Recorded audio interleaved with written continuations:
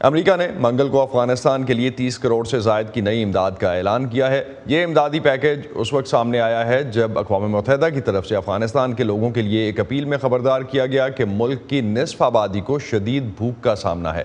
اس بارے میں مزید تفصیلات جانتے ہیں نیلوفر مغل سے، جو اس وقت ہمیں کیپٹل ہل سے جوائن کر رہی ہیں۔ نیلوفر، اس نئی امداد کے بارے میں کچھ ڈیٹیلز سامنے آئی ہیں؟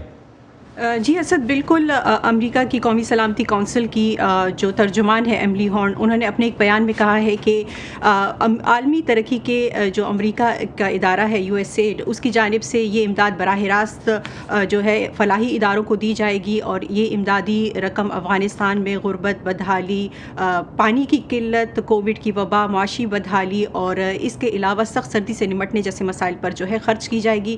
لیکن USAID نے اپنے ایک بیان میں کہا ہے کہ یہ یقینی بنایا جائے گا کہ یہ امداد رسد اور امدادی کارکنان جو ہیں افغانستان کے دور دراز علاقوں تک پہنچ سکے۔ اس کے علاوہ یہ بھی کہ امدادی کارکنان، خاص طور پر جو خواتین ہیں، ان کے لیے محفوظ رسائی ہو اور وہ آزادانہ طور پر وہاں کام کر سکے۔ امریکہ اب تک طالبان پر یہ زور دیتا آیا ہے کہ وہ انسانی ہمدردی کی جو امداد ہے اس کے لیے محفوظ راستہ جو ہے وہ مہیا کرے۔ جی اسد، تو نیلوفر، امریکہ اب تک افغانستان کے لیے کتنی امداد دے چکا ہے؟ کچھ ایسے اعداد و شمار ہیں ہمارے پاس؟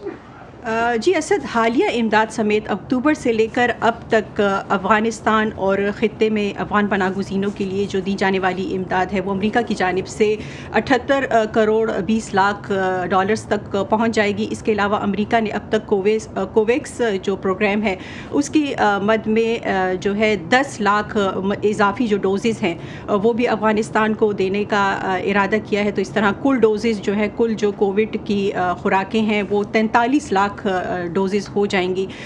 اس کے علاوہ ہم نے یہ بھی دیکھا کہ دسمبر میں بائیڈن انتظامیہ نے یہ کہا کہ وہ جو ہے یعنی جو فلاحی ادارے ہیں ان کو دی جانے والی امداد پر سے کچھ پابندیاں ہٹا رہی ہے، جس سے وہاں افغانستان میں یہ ہوگا کہ اساتذہ اور خاص طور پر تعلیمی پروگراموں کے لیے تعاون حاصل ہو سکے گا۔ امریکہ اپنے علاوہ دیگر جو ملک ہیں ان پر بھی یہ زور دے رہا ہے کہ وہ افغانستان کے لیے امداد فراہم کریں۔ جی اسد، بہت شکریہ نیلوفر مغل آپ کا ہمیں اس حوالے سے اپڈیٹ کرنے کا۔